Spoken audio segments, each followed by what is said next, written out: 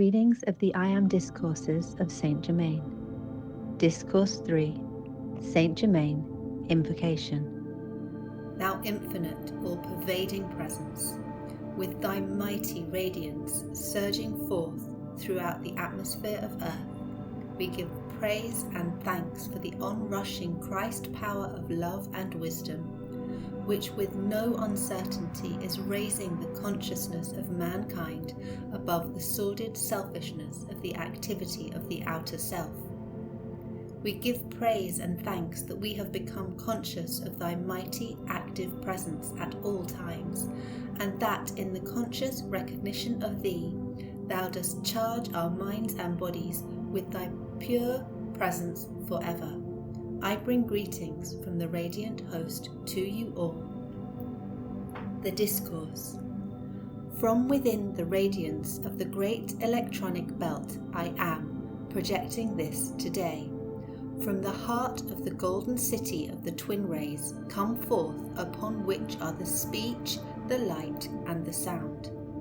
The time has rapidly enfolded us when we must be more aware of the great electronic belts encompassing all creation from the Godhead to the individual. The etheric belt around the golden city is impenetrable, far more so than a wall of many feet of steel would be. So in a lesser degree may the individual, with sufficient comprehension of the active principle of the God-Self, surround himself with an electronic belt or circle, which he may qualify in any manner he may choose, but woe be unto the individual who qualifies it destructively. If anyone should be foolish enough to do this, he would find this belt of electronic force closing in upon his own outer form, and it would be consumed. But those who with wisdom build and qualify it with God's mighty love and constructive power will find themselves moving in a world untouched by the ignorance of mankind. The cosmic period has arrived when those who have attained a certain degree of understanding must create, apply, and use this wondrous electronic circle. Every creation that is self-conscious action has this circle of pure electronic force about it naturally, but to a large degree its force is ungoverned, therefore dissipated. In consciously creating this mighty ring of pure electronic force, you stop all leaks in the generation of this limitless essence, and hold it in reserve for conscious use and direction. After a few months of this conscious creative activity of and within this electronic ring, one will need to be very careful in losing or directing this force in any manner except by divine love. In the beginning of man's individualization, he was naturally surrounded by this magic circle, but as the consciousness was lowered more and more, rents were made in this great circle of force, causing leaks, as it were, until it has almost entirely disappeared. This, however, was not a conscious creation of the individual, but was a natural enfolding circle. Now students of the light must go to work with no uncertainty and consciously create this electronic belt about themselves, visualizing it perfect, with no rents or breaks in its construction. Thus it will be possible to consciously reach within the electronic belt of the Godhead, and there receive limitless wisdom, love, light, and the application of simple laws by which all creative power is possible. While the student is admonished to look always and never forget it to his own God-Self, which is the creator of his individualization, yet never has there been a single attainment in which there has not been given the assistance of those still in advance. There being but the one God, the one presence, and his all-powerful activity, then the one more advanced than the other is but more of the God-Self in action. In this recognition you will understand why you can feel, I am here, and I am there, for there is but the one God-Self everywhere.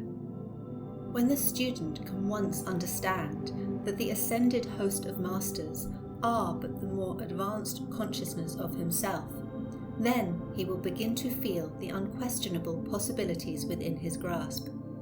Whether he speaks to the Godhead direct, to one of the ascended masters of light, or to his own God self, in reality it makes no difference, for all are one.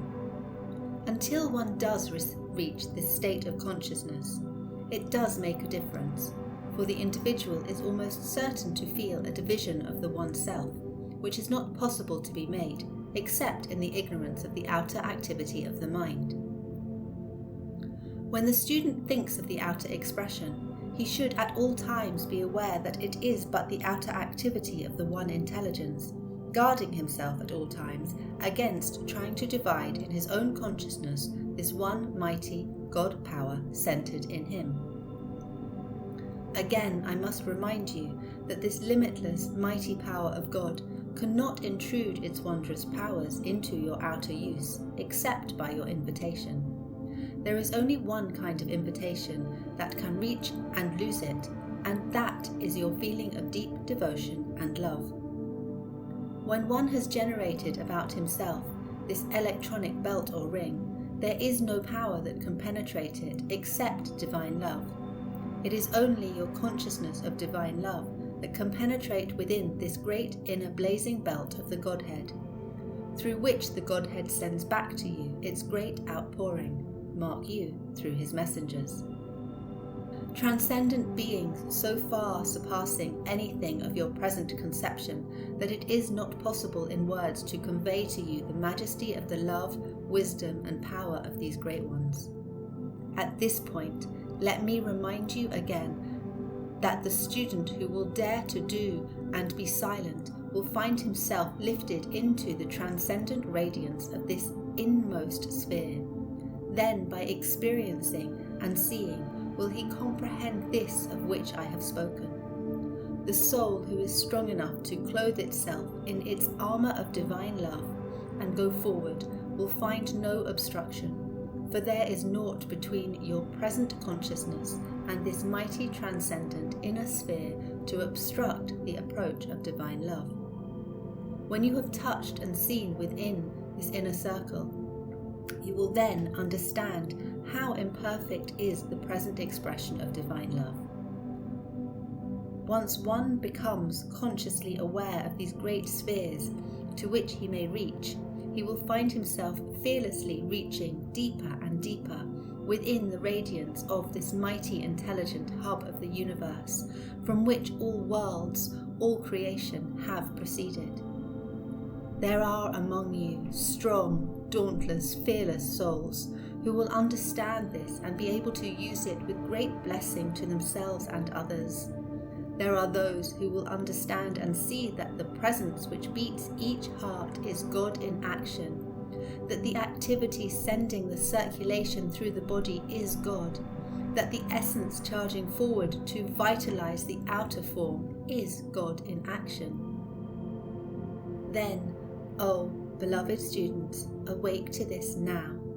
Do you not see how great a mistake it is to sink under the ignorance of the outer self, feeling pain, distress, and disturbance, all created by the ignorance and activity of the outer self, when a few moments of earnest contemplation will cause one to realize that there can be but one presence, one intelligence, one power acting in your mind and body, and that is God.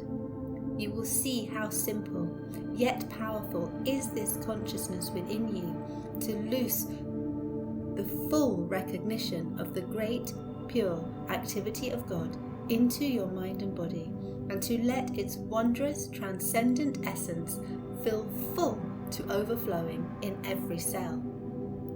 It seems to me, beloved students, that you cannot fail to grasp this simplicity of your true God self acting in you. Ever turn to it, praising it, loving it, demanding and commanding it to surge forth into every cell of your body, into every demand of the outer activity, in the home, in your affairs, in business.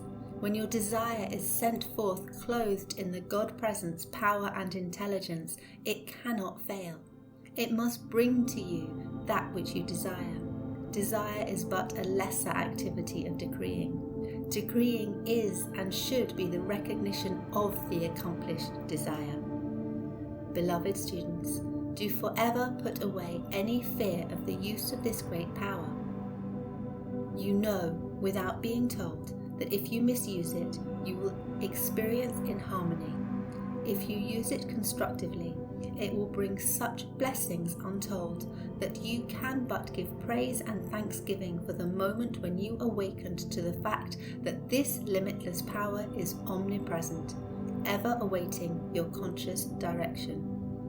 The individual who has said that you cannot aid 1 cubit to your height by your thought has stifled the activity and progress of the individual, for thought and feeling are the creative power of God in action. The uncontrolled, ungoverned use of thought and feeling has brought about all kinds of discord, sickness, and distress.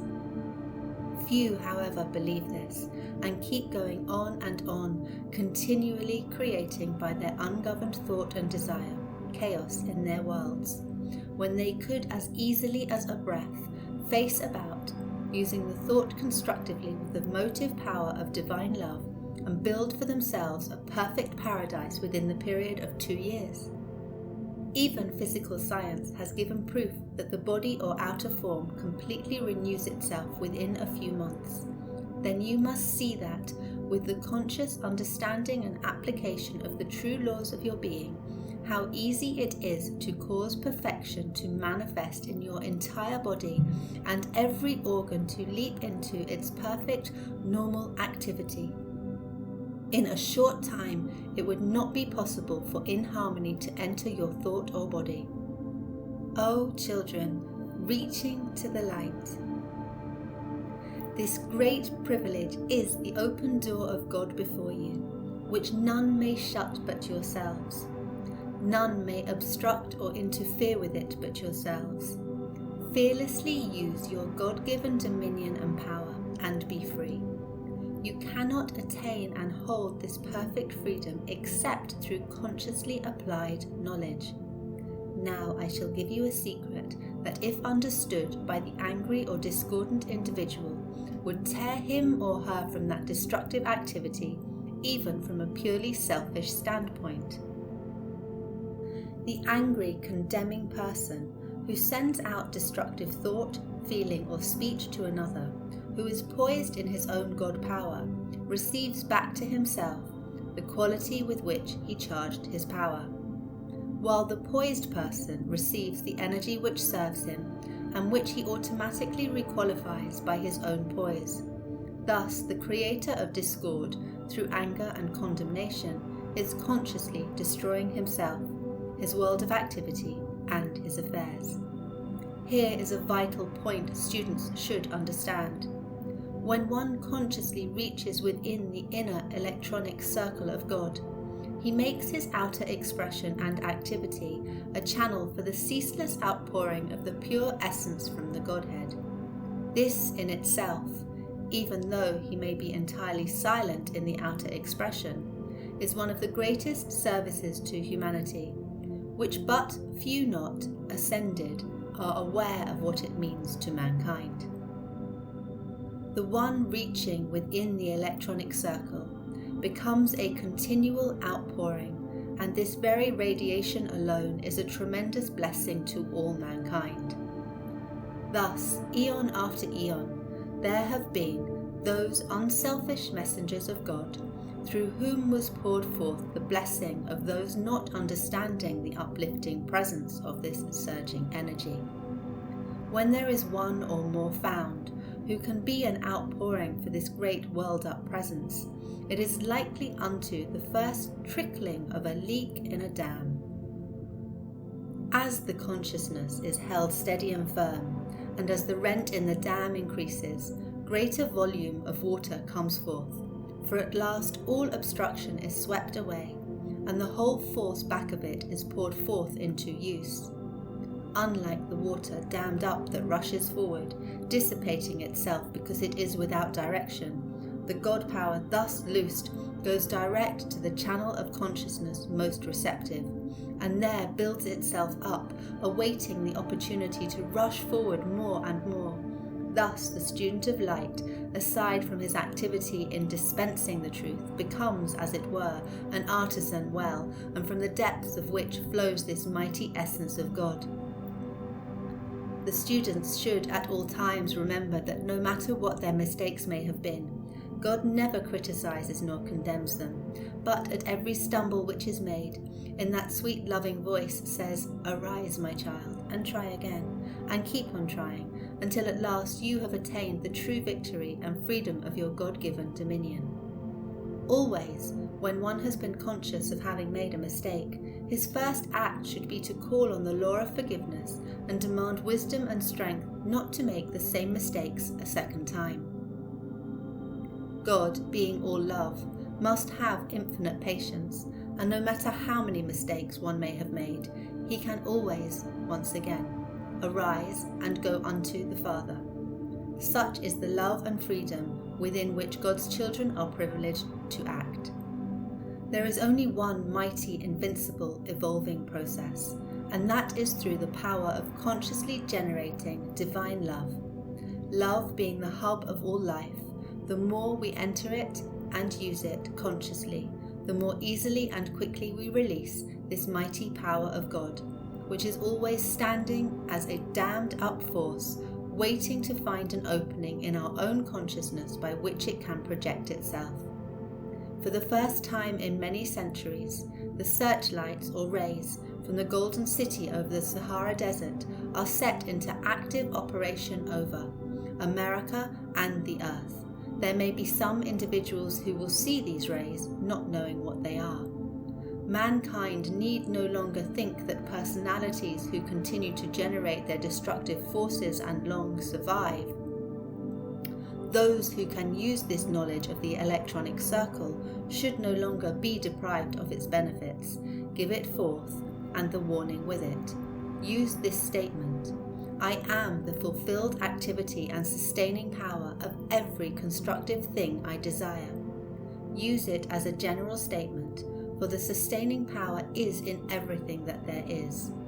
I am here, and I am there, in whatever you want to accomplish, is a splendid way to feel that you are using the one activity, and you thus rise over the consciousness of separation. Benediction. O mighty ones of the Golden City, glorified are we in thy wondrous radiance. Privileged are we in the use of thy great rays. Blessed are we in the conscious recognition of thy mighty presence. Enfold us forever in thy transcendent light.